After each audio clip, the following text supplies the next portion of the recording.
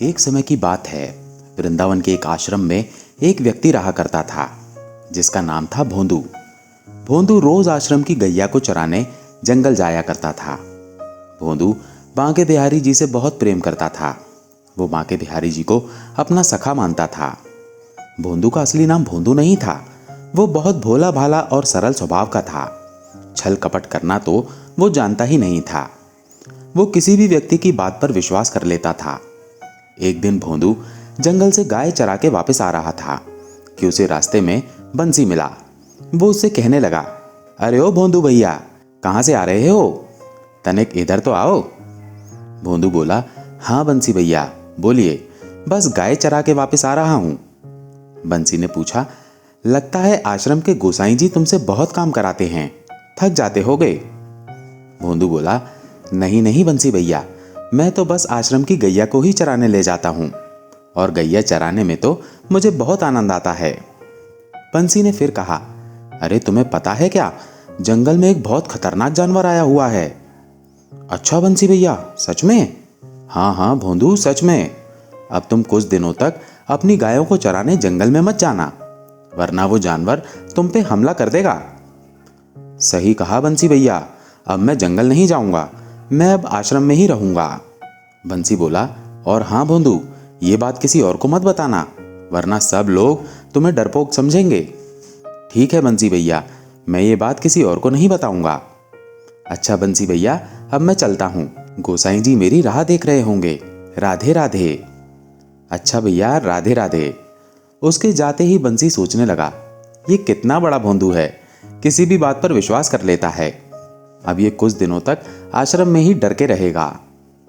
भोंदू के इसी भोलेपन के कारण लोगों ने उसका नाम भोंदू रख दिया। एक दिन की बात है, भोंदू आश्रम की गैया को चराने जंगल जा रहा था। तभी उसे रास्ते में दो व्यक्ति मिले। उनमें से एक भोंदू से बोला, क्यों रे भोंदू, तू अपनी गैया चराने कहाँ जाता है? भोंदू बोला, कहीं नहीं भैया, मैं तो अपनी गैया यहीं आश्रम के आसपास या फिर जंगल में चराने जाता हूं। तभी दूसरा व्यक्ति बोला, तू अपनी गैया चराने भांडेरवट में ले जाया कर। भोंदू ने पूछा, क्यों भैया, भांडेरवट में ऐसा क्या खास है जो मैं गैया वहां चराने ले जाऊं? तभी वो व्यक्ति बोला, अरे भोंदू, तुझे पता नहीं क्या, भांडेरवट में आज भी श्री कृष्ण रोज अपनी गैया चराने को आते हैं। भोंदू ने हैरान होकर पूछा, अच्छा भैया, सच में? हाँ भोंदू, मैं सच कह रहा हूं। तुझे अगर श्री कृष्ण से मित्रता करनी है तो अपनी गैया को वही चराने ले जाया कर।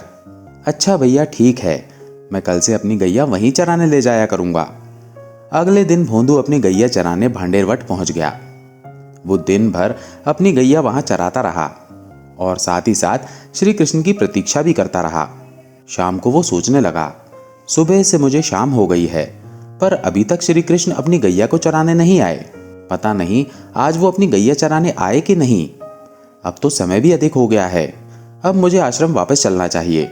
भोंदू वापस आकर उस व्यक्ति से बोला, भैया, आज तुमने मुझे कहाँ भेज दिया था? वहां तो मुझे कोई नहीं मिला। मैंने वहां श्री कृष्ण की बहुत प्रतीक्षा की, मैंने वहां उन्हें बहुत ढूंढा, पर वो तो मुझे कहीं नहीं मिले। वो व्यक्ति बोला, अरे भोंदू, कल श्री कृष्ण अपनी गैया चराने कहीं और ले गए होंगे। हमारी भेंट तो उनसे अक्सर होती रहती है, तू कल फिर जाना, वहां वो तुझे जरूर मिलेंगे। ठीक है भैया, तुम सही कह रहे हो, मैं कल फिर जाऊंगा वहां। अच्छा भैया, मैं चलता हूं, राधे राधे। उसके जाते ही वो व्यक्ति ये सोचकर उस पर हंसने लगा कि ये कितना बड़ा बेवकूफ है। अगले दिन भोंदू अपने साथ भोजन लेकर चल दिया भांडेरवट गैया चराने। भांडेरवट पहुंचकर भोंदू श्री कृष्ण की प्रतीक्षा करने लगा। भक्त का इतना प्रेम भाव देखकर श्री कृष्ण से रहा ना गया और वो अपने भोले भक्त से मिलने के लिए भांडेरवट पहुंच गए। भोंदू ने जैसे ही श्री कृष्ण को अपनी ओर आते देखा तो वो उन्हें देखता ही रह गया और मन ही मन सोचने लगा, कितने सुंदर हैं ये, कितने मनमोहन हैं ये। श्री कृष्ण ने उसके पास आकर पूछा, क्या तुम मेरी प्रतीक्षा कर रहे हो मित्र? भोंदू बोला, हाँ, परंतु ये आपको कैसे पता? श्री कृष्ण बोले, मेरा स्वभाव ही ऐसा है मित्र, जो मुझे सच्चे दिल से याद करता है, मुझे उसके बारे में सब कुछ ज्ञात होता है। भोंदू बोला, मैंने आपको भांडेरवट में हर जगह ढूंढा, पर आप मुझे कहीं नहीं मिले। श्री कृष्ण फिर मुस्कुराकर कहने लगे, चलो अब क्रोध मत करो, क्या तुम मुझसे मित्रता करोगे? और श्री कृष्ण ने भोले भाले भोंदू से मित्रता कर ली।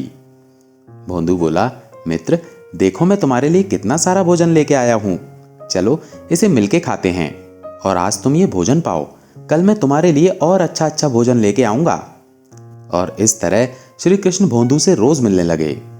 श्री कृष्ण रोज भोंदू के साथ गैया चराते, भोजन पाते और दोनों आपस में बहुत सारी बातें करते।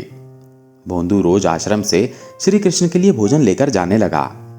भोंदू को अपने साथ इतना सारा भोजन ले जाते हुए आश्रम के गोसाई जी ने देख लिया। वो सोचने लगे, भोंदू आश्रम के भंडार गृह से इतना सारा भोजन किसके लिए ले जाता है? वो इतना सारा भोजन अकेले तो नहीं खा सकता, मुझे भोंदू से इसके बारे में पूछना होगा।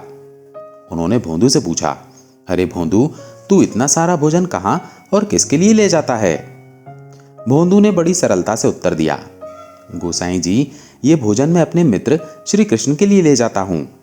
वो रोज अपनी गैया को चराने भांडेरवट आते हैं और हम दोनों साथ में ही गैया चराते हैं और साथ में भोजन पाते हैं। भोंदू, ये तुम क्या कह रहे हो?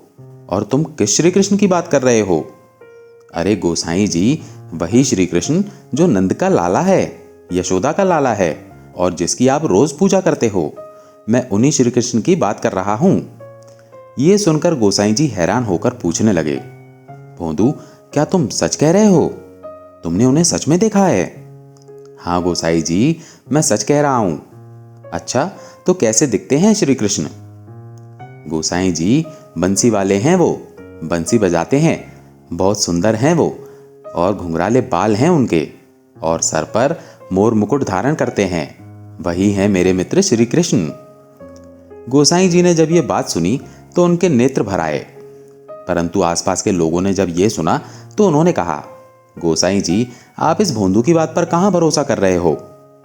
गोसाई जी कहने लगे, अगर इस बात को कोई और कहता तो मैं उस पर भरोसा नहीं करता, पर मैं जानता हूं भोंदू कभी झूठ नहीं बोलता। भोंदू को तो छल कपट करना आता ही नहीं, ये तो बहुत ही भोला भाला है, ये निश्चित ही सच बोल रहा है और इसमें कोई आश्चर्य की बात नहीं है।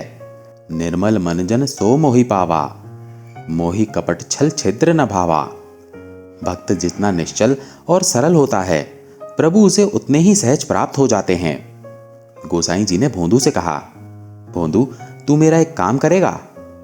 हाँ गोसाई जी, बोलिए, मैं जरूर करूंगा।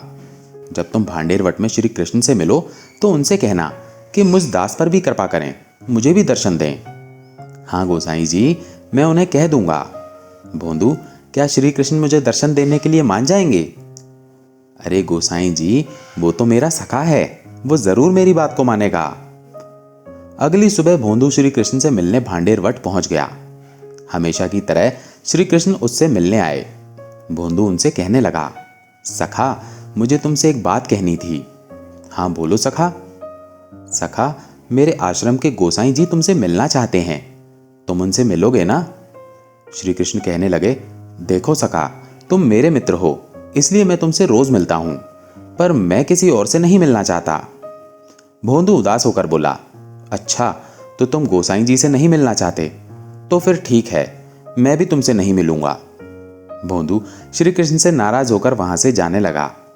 अपने भोले भक्त को जाता देख प्रभु व्याकुल हो गए और बोले, अरे ओ सखा, रुक जाओ। अच्छा ठीक है, मैं तुम्हारी बात मान लेता हूं। कल जब तुम भांडेरवट गैया चराने आओ तो उन्हें साथ ले आना, मैं उनसे मिल लूंगा। श्री कृष्ण ने अपने रूठे हुए भक्त को मना लिया और उसे अपने हृदय से लगा लिया। भोंदू ने यह बात जाकर गोसाई जी को बताई कि श्री कृष्ण उनसे मिलने को तैयार हो गए हैं। अगले दिन भोंदू गोसाई जी को लेकर भांडेरवट पहुंच गया। वहां पहुंचकर वो बोला, गोसाई जी, आप यहीं रुकिए, मैं अभी श्री कृष्ण को ढूंढ कर लाता हूं, वो यहीं कहीं अपनी गैया चरा रहे होंगे। गोसाई जी सोचते हैं, जब तक भोंदू श्री कृष्ण को लेकर आता है, मैं तब तक श्री कृष्ण के लिए अच्छा सा भोजन बना लेता हूं। तभी भोंदू श्री कृष्ण को लेकर गोसाई जी के पास आ जाता है और कहता है, गोसाई जी, ये देखिए, मैं श्री कृष्ण को लेके आ गया हूं। आप इनसे मिलने के लिए बहुत व्याकुल थे ना, तो आप मिल लीजिए मेरे सखा से। भोंदू की बात सुनकर गोसाई जी चौंक गए और अपनी नजरों से इधर उधर देखने लगे, परंतु उन्हें श्री कृष्ण दिखाई नहीं दे रहे थे। वो सिर्फ भोंदू को ही दिखाई दे रहे थे।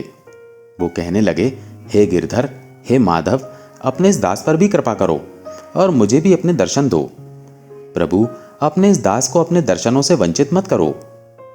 भक्त का अपने लिए बेहिसाब समर्पण और भक्ति प्रेम देखकर प्रभु रीझ गए और गोसाई जी पर कृपा की और अपने दर्शन गोसाई जी को दिए।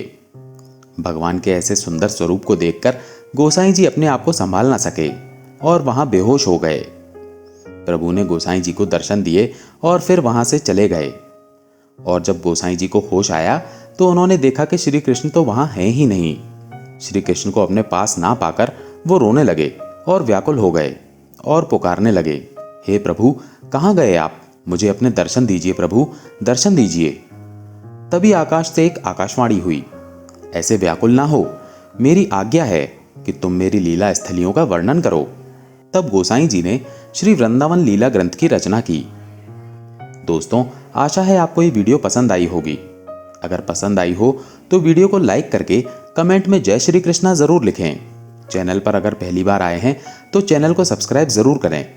मिलते हैं अगली वीडियो में, तब तक के लिए जय श्री कृष्णा।